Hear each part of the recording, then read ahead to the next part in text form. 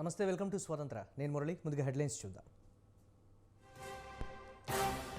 రేపు ఢిల్లీకి తెలంగాణ సీఎం ప్రధాని మోదీని కలవనున్న రేవంత్ రెడ్డి. లోక్సభ ఎన్నికల సన్నాహాల్లో బీజేపీ, బీఆర్ఎస్ శ్రేణులను అప్రమత్తం చేస్తున్న పార్టీలు.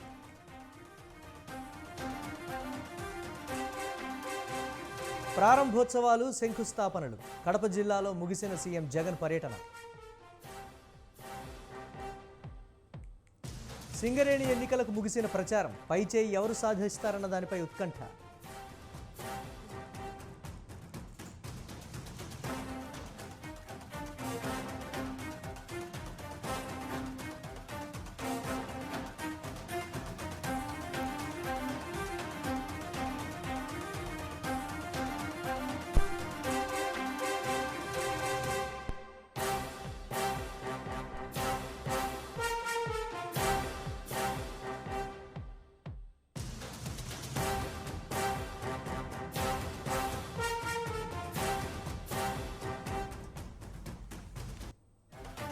దేశవ్యాప్తంగా పెరుగుతున్న చలి తీవ్రత. ఢిల్లీ పరిసర ప్రాంతాల్లో భారీగా పొగమంచు.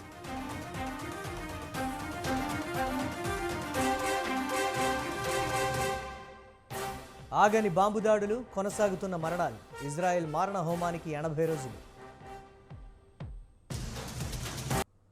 తెలంగాణలో అసెంబ్లీ ఎన్నికల ఘట్టం ముగిసింది. ఇక రాబోయేది సార్వత్రిక సమరమే.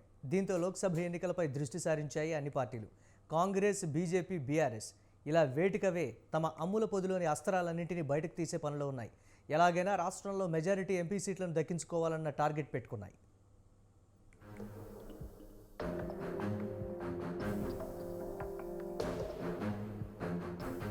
సార్వత్రిక ఎన్నికలకు సమాయత్తమవుతున్నాయి తెలంగాణలోని రాజకీయ పార్టీలు.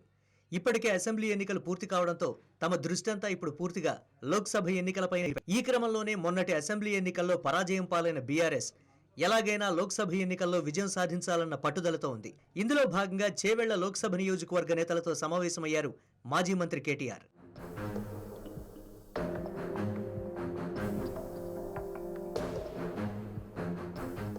తెలంగాణ భవన్లో జరిగిన ఈ సమావేశంలో ప్రధానంగా లోక్సభ ఎన్నికల కార్యాచరణపై చర్చించారు. ఎంపీ రంజిత్ రెడ్డి, మాజీ మంత్రి సబితా ఇంద్రారెడ్డి, ఎమ్మెల్యేలు, మాజీ ఎమ్మెల్యేలు హాజరయ్యారు.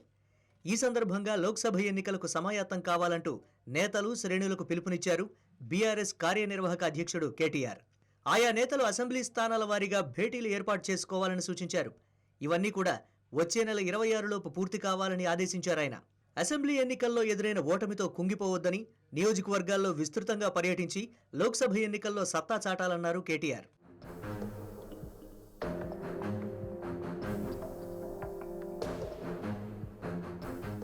ఇక గెలుపే లక్ష్యంగా వచ్చే ఎన్నికల్లో పనిచేయాలని కేటీఆర్ తమకు సూచించారన్నారు బీఆర్ఎస్ ఎంపీ రంజిత్ రెడ్డి. ఇచ్చిన హామీలను కాంగ్రెస్ పార్టీ నెరవేర్చలేదన్న ఆయన శాసనసభ ఎన్నికల్లో ఓడిన స్థానాలపై ప్రత్యేక దృష్టి పెడతామన్నారు.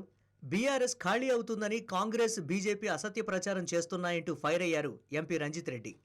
అసలు తెలంగాణ రాష్ట్రం అంటేనే బీఆర్ఎస్ పార్టీ అంటే తెలంగాణ రాష్ట్రం. మా నెరేటివ్ ఒకటే ఉంటుంది. తెలంగాణ రాష్ట్రం బాగోలు గురించి ఇంత 9 సంవత్సరాల అద్భుతాలు చేసి తెలంగాణ రాష్ట్రాన్ని ఒక తలమానికంగా భారతదేశం చేసిన తర్వాత కూడా ఇవాళ కాంగ్రెస్ వాళ్ళు చేసిన ఆరోపణల గురించి నిన్న మా వర్కింగ్ ప్రెసిడెంట్ కేటీఆర్ గారు చెప్పడము, ఆ శ్వేతపత్రంలో ఏమేం చేయడం జరిగిందో అవన్నీ చెప్పడము అందరు చూస్తున్నాం కదా. చెప్పడం ఒక వంతు, చేసి చూపెట్టింది ఒక వంతు. సో మేము చేసింది చెప్తాం, వాళ్ళు చేయబోయేది చెప్తారు. ఎన్నాళ్ళు చేసినా వాళ్ళు ఏవైతే గ్యారెంటీలు ఇచ్చినారో ఒక 6 గ్యారెంటీల గురించి అందరూ మాట్లాడుతున్నారు. కానీ వాళ్ళు మొత్తం ఇచ్చిన గ్యారెంటీలు 412 గ్యారెంటీలు ఉన్నాయి. ఎన్ని అమలు చేస్తారు? మేము అమలు చేయని ఎన్ని అమలు చేసేబోయే ప్రయత్నంలో అన్ని కార్యాచరణ కాలేదన్నదే 3-4 అంశాల మీద ఇంత డిస్కస్ చేస్తుంది. సో 412 హామీలు ఇచ్చిన కాంగ్రెస్ పార్టీ ఏం నెరవేరుస్తుందని అందరం చూద్దాం. తెలంగాణ రాష్ట్రాన్ని ఇక్కడ దాకా తీసుకొచ్చిన అంశాన్ని నిజంగా అప్రిషియేట్ చేస్తే బాగుండేది. ఏమి చేయలేదని చెప్పడం. పార్లమెంటు ఎన్నికల సన్నద్ధతపై శ్రేణులకు దిశానిర్దేశం చేసేందుకు ఈ నెల 28న రాష్ట్రానికి రానున్నారు కేంద్ర హోంమంత్రి అమిత్ షా. రంగారెడ్డి జిల్లా కొంగరకలాన్లో మండల అధ్యక్షులు, బీజేపీ నేతలతో షా సమావేశమై ఎన్నికల ప్రణాళికపై దిశానిర్దేశం చేస్తారు. ఇటీవల జరిగిన అసెంబ్లీ ఎన్నికల్లో 8 సీట్లు గెలుచుకున్న బీజేపీ కొత్త ఉత్సాహంతో పార్లమెంటు ఎన్నికలకు సన్నద్ధమవుతోంది. అందులో భాగంగానే పార్టీ వ్యూహాలపై శ్రేణులకు దిశానిర్దేశం చేసేందుకు స్వయంగా రంగంలోకి దిగుతున్నారు అమిత్ షా.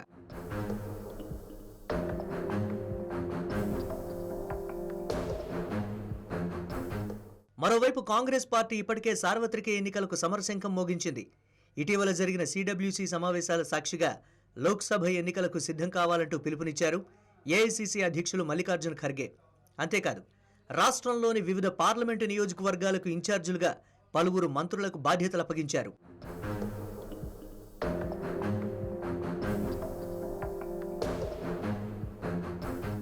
మొత్తంగా అసెంబ్లీ ఎన్నికల్లో ఎదురైన పరాభవానికి బదులు తీర్చుకోవాలని విపక్షాలు భావిస్తూ ఉంటే లోక్సభ ఎన్నికల్లోనూ మెజారిటీ స్థానాలు కైవసం చేసుకోవాలని వ్యూహం రచిస్తోంది కాంగ్రెస్ పార్టీ.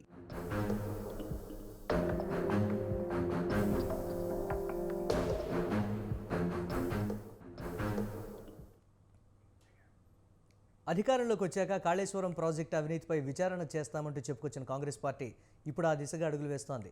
గత ప్రభుత్వ పాలనలో జరిగిన అవకతవకలను ప్రజలకు వివరిస్తూ గులాబీ పార్టీని దోషిగా నిలిపేందుకు వ్యూహాలు సిద్ధం చేస్తోంది. ఇందులో భాగంగా ఈ నెల 29న మేడిగడ్డ ప్రాజెక్టు సందర్శనకు వెళ్తున్నారు తెలంగాణ మంత్రులు.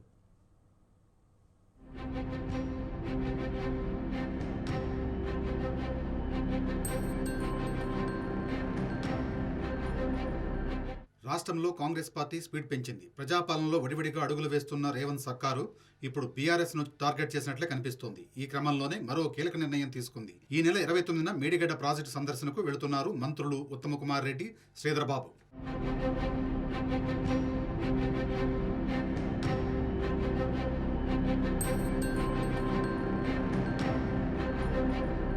ఇటీవలే ప్రాజెక్టుకు సంబంధించిన పలు పేర్లలో కొంగడంతో నాటి బీఆర్ఎస్ సర్కారుపై అన్ని వర్గాల నుంచి విమర్శలు వానకురిసింది. దీంతో అప్పట్లోనే తాము అధికారంలోకి వస్తే కాళేశ్వరంలో భాగమైన మేడిగడ్డ వ్యవహారాన్ని పరిశీలించడంతో పాటు అన్ని అంశాలపై విచారణ జరిపిస్తామని తెలిపింది కాంగ్రెస్ పార్టీ. ఆ క్రమంలోనే ప్రాజెక్టు సందర్శనకు వెళుతున్న మంత్రులు అక్కడే కాళేశ్వరం ప్రాజెక్టుపై పవర్ పాయింట్ ప్రజెంటేషన్ ఇవ్వనున్నారు.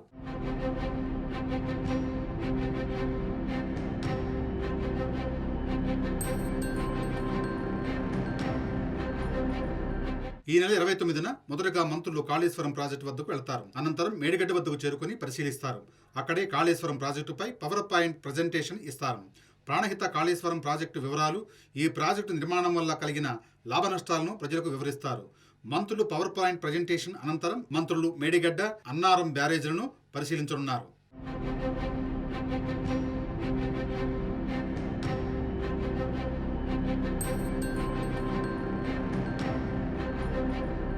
కేవలం ఇవే కాదు, కాళేశ్వరం ప్రాజెక్టు వ్యయం, కొత్త ఆయకట్టు స్థిరీకరణ వివరాలు వెల్లడించనున్నారు మంత్రులు. అలాగే ప్రాజెక్టు నిర్వహణకు అవసరమైన విద్యుత్పై స్పష్టత ఇవ్వనుంది ప్రభుత్వం. వీటితో పాటు మేడిగడ్డ, సుంధిళ్ల, అన్నారం బ్యారేజీల సమస్యలు, వాటి పరిష్కారాలు, ఇతర అంశాలపై సమీక్ష నిర్వహించనుంది ప్రభుత్వం. ఎంతో కీలకమైన పర్యటన కావడంతో ఈ ప్రాజెక్టులతో సంబంధం ఉన్న కాంట్రాక్టర్లు, ఇతర అధికారులను సమావేశంలో పాల్గొనేలా చూడాలంటూ ఇప్పటికే ఈఎన్సీని ఆదేశించింది రేవంత్ సర్కారు.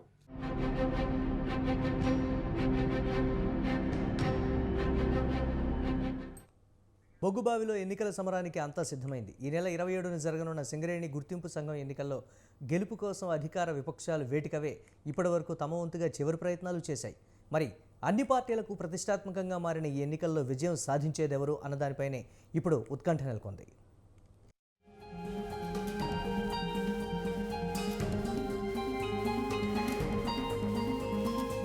తెలంగాణ అంతటా విద్యుత్ వెలుగులు నింపడంలో అత్యంత కీలకమైనది సింగరేణి. మరి ఇలాంటి సంస్థ ఎన్నికలంటే వ్యవహారం మామూలుగా ఉండదు కదా. సరిగ్గా ఈసారి కూడా ఇదే మాదిరిగా నడిచింది. రాష్ట్ర హైకోర్టు గ్రీన్ సిగ్నల్ ఇవ్వడంతో ఈ నెల 27న సంస్థ గుర్తింపు సంఘం ఎన్నికలు జరగనున్నాయి. ఇందుకోసం మొత్తం 13 సంఘాలు బరిలో నిలిచాయి.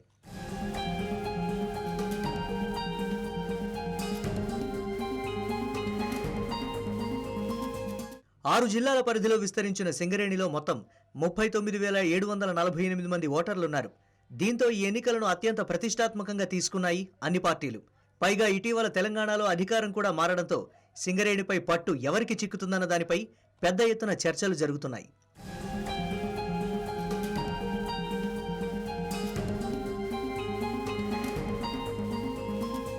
ఇప్పటికే అన్ని సంఘాలు పోటాపోటీగా ప్రచారం నిర్వహించాయి. అయితే ఇప్పటి వరకు గుర్తింపు సంఘంగా ప్రాతినిధ్యం వహించిన టీబీజీకేఎస్ అగ్రనేతల రాజీనామాలతో చతికిలబడింది. దీంతో పోటీ ప్రధానంగా ఏఐటీయూసీ, ఐఎన్టీయూసీ యూనియన్ల మధ్య కొనసాగుతుందన్న వాదన బలంగా వినిపిస్తోంది.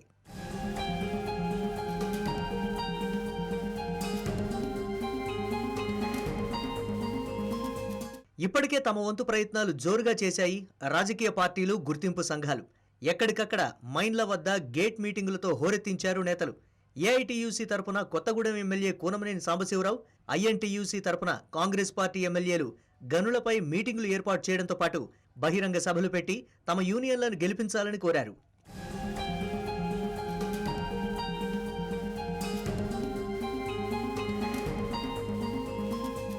రాష్ట్రంలో కాంగ్రెస్ ప్రభుత్వం ఏర్పడడంతో సింగరేణిలో సైతం కాంగ్రెస్ అనుబంధ సంఘమైన ఐఎన్టీయూసీని గెలిపించుకోవాలని హస్తం పార్టీ భావిస్తోంది. దీంతో సింగరేణి ప్రాంతాల్లోని బెల్లంపల్లి ఎమ్మెల్యే గడ్డం వినోద్, చెన్నూరు ఎమ్మెల్యే వివేక్ వెంకటస్వామి, మంచిర్యాల ఎమ్మెల్యే ప్రేమ్ సాగర్ రావులు ప్రచారం ముమ్మరం చేశారు. 27,000 కోట్ల రూపాయలు రాష్ట్ర ప్రభుత్వం అప్పుడు కేసీఆర్ గారు ఇతర వారి బకాయిలు ఉన్నాయో ఈ సింగరేణి సంస్థకు వాపస్ తీసుకొచ్చే బాధ్యత కూడా కాంగ్రెస్ పార్టీది ఉందని చెప్పి ఆ రోజులలో చెప్పడం జరిగింది. ఈ నిధులు వస్తే మనకు కొత్త బాయిలకు ఒక అవకాశం ఉంటుంది. మనకు కార్మికుల వెల్ఫేర్ స్కీమ్స్ ఏదైతే ఉన్నాయో దీన్ని కూడా ఇంప్లిమెంట్ చేయడానికి ఒక అవకాశం ఉంటుంది. వేరే యూనియన్స్ అందరూ ఇప్పటిదాకా ఎన్ని మాటలు మాట్లాడి మీకు మబ్బులో పెట్టిరో, మేము మబ్బులో పెట్టడానికి రాలే, మీకు సేవ చేయక తప్ప వేరే ఉద్దేశం మాకేం లేదు. దయచేసి మాకు ఓటిచ్చి గెలిపియండి. మీ ఉన్న సమస్యలన్నీ దూరం చేసే బాధ్యత నా కింద భుజస్తంభాల మీద తీసుకొని నేను అమలు చేస్తాను మీకు మాటిస్తూ. ప్రచార పర్వం పూర్తి కావడంతో ఆఖరి ప్రయత్నాల్లో ఉన్నాయి రాజకీయ పార్టీలు, గుర్తింపు సంఘాలు. వాస్తవానికి గత ఏడాదిన్నర కాలంగా ఈ ఎన్నికలు వాయిదా పడుతూ వస్తున్నాయి. దీంతో ఎలక్షన్ల కోసం న్యాయ పోరాటాన్ని కొనసాగించాయి కార్మిక సంఘాలు. ఎట్టకేలకు కోర్టు ఆదేశాలతో ఎన్నికలకు సర్వం సిద్ధమైంది. సింగరేణిలో ఇప్పటివరకు 6 సార్లు గుర్తింపు కార్మిక సంఘం ఎన్నికలు జరిగాయి. వీటిలో సిపిఐ అనుబంధ కార్మిక సంఘం ఏఐటీయూసీ 3 సార్లు, కాంగ్రెస్ అనుబంధ సంఘం ఐఎన్టీయూసీ ఓసారి, బీఆర్ఎస్ అనుబంధ తెలంగాణ బొగ్గుగని కార్మిక సంఘం 2 సార్లు విజయం సాధించాయి. ప్రస్తుత ఎన్నికల్లో 13 కార్మిక సంఘాలు గుర్తింపు హోదా కోసం పోటీ పడుతున్నాయి.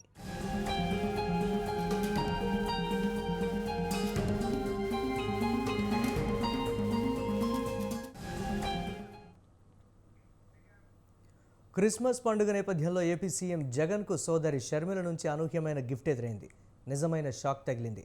ఒకవైపు ఎమ్మెల్యేల అసంతృప్తి, మరోవైపు ఎన్నికల వ్యూహకర్త ప్రశాంత్ కిషోర్ చంద్రబాబుతో భేటీ. దీనికి తోడు షర్మిల, చంద్రబాబు కుటుంబానికి క్రిస్మస్ కానుకలు పంపడం. ఇలా వరుస పరిణామాలు ఏపీ సీఎం జగన్తో పాటు ఆ పార్టీ నేతలకు స్ట్రోక్ మీద స్ట్రోక్లా తగిలాయి. సరిగ్గా ఎన్నికల ముందు జరుగుతున్న సంఘటనలు వైసీపీ నేతలకు కంటి మీద కునుకు లేకుండా చేస్తున్నాయి.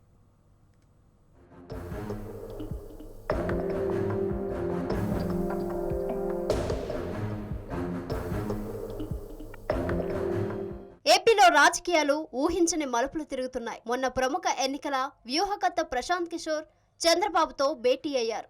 నిన్న ఏపీ సీఎం జగన్ సోదరి షర్మిల జగన్ చిరకాల ప్రత్యర్థి చంద్రబాబు కుటుంబానికి క్రిస్మస్ కానుకలు పంపించారు. గత ఎన్నికల్లో వైసీపీని అధికారంలోకి తీసుకురావడానికి కృషి చేసిన ప్రశాంత్ కిషోర్ చంద్రబాబుతో కలిసి పనిచేసేందుకు సిద్ధమవ్వడం వైసీపీ అధినేత జగన్ కి ఇబ్బందిగా మారుతుంది.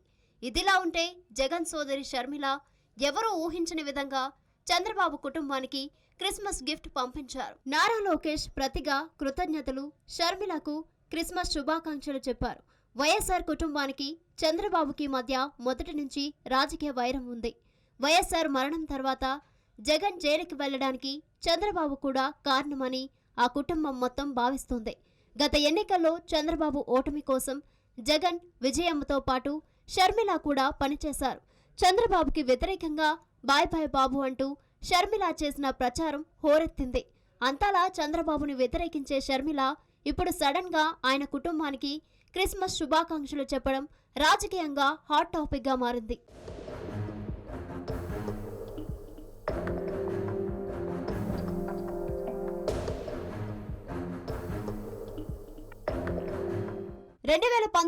ఎన్నికల తర్వాత షర్మిల, జగన్ మధ్య రాజకీయ విభేదాలు తలెత్తాయి. దీంతో షర్మిల తెలంగాణలో సొంతంగా వైఎస్ఆర్టీపీ ఏర్పాటు చేసుకున్నారు. జగన్పై కాంగ్రెస్ కేసులు పెట్టి వేధించిందని వైసీపీ నేతలు ఇప్పటికీ విమర్శలు చేస్తున్నారు. అయితే షర్మిల మాత్రం కాంగ్రెస్ అగ్రనేతలతో సమావేశం అవడంతో పాటు తెలంగాణ ఎన్నికల్లో కాంగ్రెస్ పార్టీకి మద్దతు ప్రకటించారు. వైఎస్ఆర్పై ఫైర్ విషయంలోనూ కాంగ్రెస్ పెద్దల తప్పు లేదంటూ చెప్పుకొచ్చారు షర్మిల.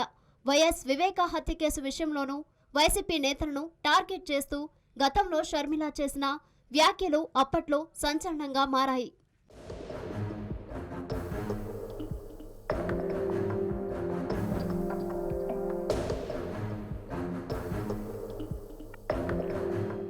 ఇప్పుడు షర్మిల జగన్ చిరకాల ప్రత్యర్థి చంద్రబాబుకి క్రిస్మస్ గ్రీటింగ్స్ పంపడం సంచలనంగా మారింది. జగన్ వైఖరిపై షర్మిల తీవ్ర అసంతృప్తిగా ఉన్నారని, అందుకే ఇలాంటి నిర్ణయాలు తీసుకుంటున్నారని వైసీపీ నేతలు చెబుతున్నారు. అధికారంలోకి రాకముందు వైసీపీని బలోపేతం చేయడం కోసం షర్మిల రాష్ట్ర వ్యాప్తంగా 3000 కిలోమీటర్లు పాదయాత్ర చేశారు. వైసీపీ గెలుపు కోసం ఎన్నికల ప్రచారం చేశారు. ఇంత చేసినా అధికారం వచ్చాక జగన్ తనను పక్కన పెట్టడంపై షర్మిల రగిలిపోతున్నారు.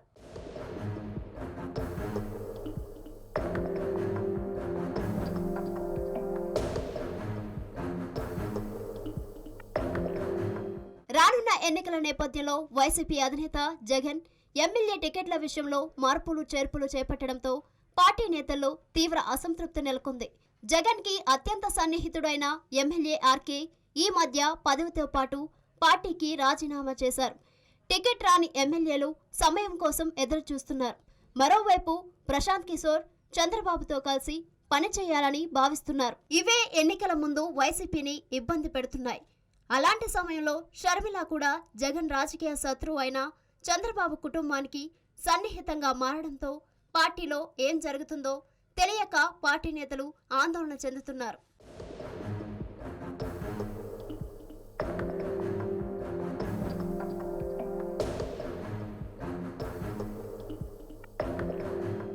జగన్ ఛాలెంజ్లు ఎదుర్కోవడంలో డక్కా ముక్కీలుతున్నాడు. అయితే ముప్పేట దాడిలా ఎదురవుతున్న సవాళ్లు ఎలా ఎదుర్కొంటాడో చూడాలి.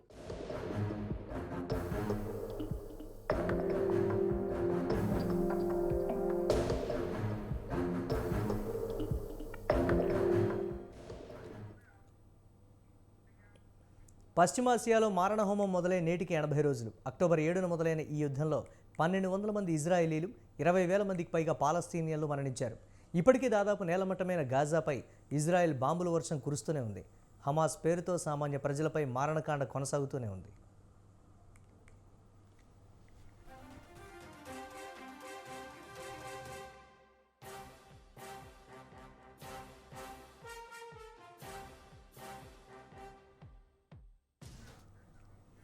ఇజ్రాయెల్ వైమానిక దాడుల్లో సెంట్రల్ గాజాలోని మఘాజీ శరణార్థి శిబిరాలు ధ్వంసమయ్యాయి. పెద్ద ఎత్తున శిశువులతో సహా 70 మంది చనిపోయారు. గాజా స్ట్రిప్లో క్రిస్మస్ సందర్భంగా ఇజ్రాయెల్ వైమానిక దాడుల్లో కనీసం 78 మంది మరణించారని పాలస్తీనా ఆరోగ్య అధికారులు తెలిపారు. అర్ధరాత్రికి కొన్ని గంటల ముందు మొదలైన ఇజ్రాయెల్ దాడులు క్రిస్మస్ రోజు వరకు కొనసాగాయి.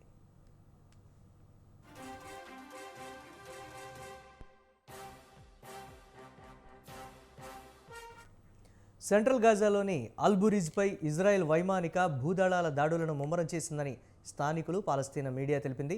సెంట్రల్ గాజాలోని మఘాజీని లక్ష్యంగా చేసుకుని ఇజ్రాయెల్ జరిపిన వైమానిక దాడిలో కనీసం 70 మంది మరణించారని ఆరోగ్య మంత్రిత్వ శాఖ అధికార ప్రతినిధి అష్రఫ్ అల్ ఖిద్రా తెలిపారు.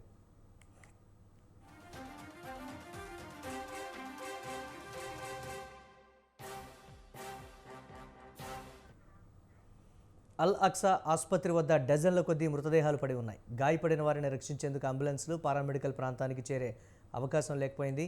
ఇప్పటికీ గాజాలోని ఖాస్ యూనిసిటీని తమ అధీనంలోకి తెచ్చుకునేందుకు ఇజ్రాయెల్ సైన్యం పోరాడుతూనే ఉంది. హమాస్ గెరిల్లా యుద్ధం కారణంగా ఖాస్ యూనిస్ పట్టణం ఇజ్రాయెల్ వశం కాలేదు. రెండు పక్షాల్లోనూ చాలామంది చనిపోతున్నారు. గాజాలో ఆసుపత్రుల వద్ద బిడ్డలను పోగొట్టుకున్న తల్లిదండ్రుల రోదనలతోనే ప్రతిరోజు ఉదయం ప్రారంభమవుతోంది. శవాలను సామూహికంగా ఖననం చేయాల్సి వస్తోంది.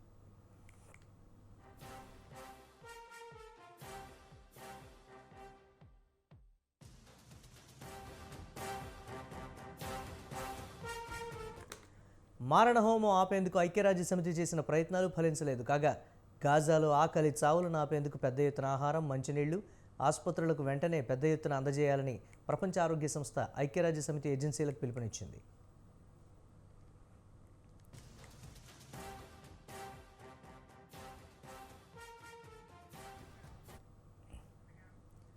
నేడు క్రిస్మస్.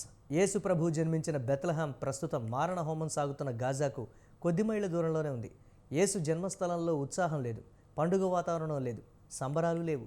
బెత్లెహేంలో ఇది అత్యంత దారుణమైన క్రిస్మస్గా గుర్తుండిపోతుంది. బెత్లెహేంపై యుద్ధం ప్రభావం తీవ్రంగా ఉంది. ప్రపంచ దేశాల నుంచి, పాలస్తీనా పట్టణాల నుంచి ఏటా క్రిస్మస్కు పెద్ద ఎత్తున తరలివచ్చే సందర్శకుల జాడలేదు. యుద్ధ భయంతో టూరిస్టులు నిలిచిపోయారు. గాజాపై ఇజ్రాయెల్ దాడులు వెస్ట్ బ్యాంకుల హింసాకాండ పెరిగింది. ఫలితంగా బెత్లెహేమ్కు వచ్చేవారే లేరు. హోటళ్లు, రెస్టారెంట్లు, దుకాణాలు వెలవెలబోతున్నాయి. జెరూసలేం సందర్శకులు లేక వెలవెలబోతోంది. ఇజ్రాయెల్ దాడుల్లో గాజాలోని పలు చర్చిలు సర్వనాశనమైపోయాయి.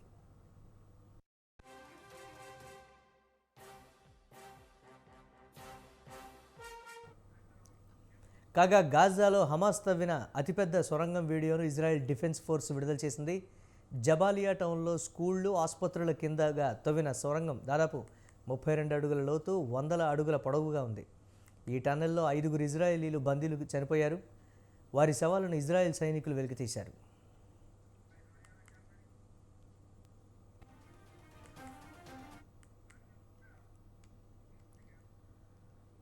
తమిళనాడులో క్రూరమైన హత్య జరిగింది. వారిద్దరూ స్నేహితులు. తన స్నేహితురాలిని పెళ్లి చేసుకోవడం కోసం లింగ మార్పిడి చేయించుకున్న వ్యక్తి చేతిలో మహిళ మృతి చెందింది. ఆ వ్యక్తి గొలుసులతో కట్టేసి బ్లేడుతో మెడ, చేతులు కోసి పెట్రోల్ పోసి నిప్పు పెట్టి సజీవ దహనం చేశాడు.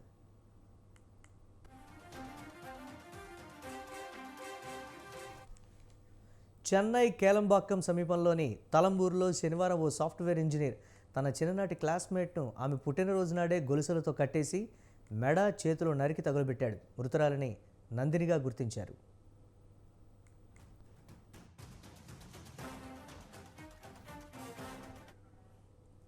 నందిని, పాండి మురుగేశ్వరి స్నేహితులు. వీరిద్దరూ మధురైలో ఒకే బాలికల పాఠశాలలో చదువుకున్నారు. స్నేహితురాలిపై ప్రేమతో ఆమెను వివాహం చేసుకునేందుకు MBA చదివిన మురుగేశ్వరి సెక్స్ మార్పిడి చేసుకుని వెట్రిమారన్గా మారారు. సెక్స్ మార్పిడి చేసుకున్న తర్వాత అతన్ని పెళ్లి చేసుకునేందుకు నందిని అంగీకరించకపోవడంతో ఆగ్రహం పట్టలేక వెట్రిమారన్ కక్షతో దారుణంగా హత్య చేశాడు. వెట్రిమారన్ను పోలీసులు హత్యానేరం కింద అరెస్టు చేశారు.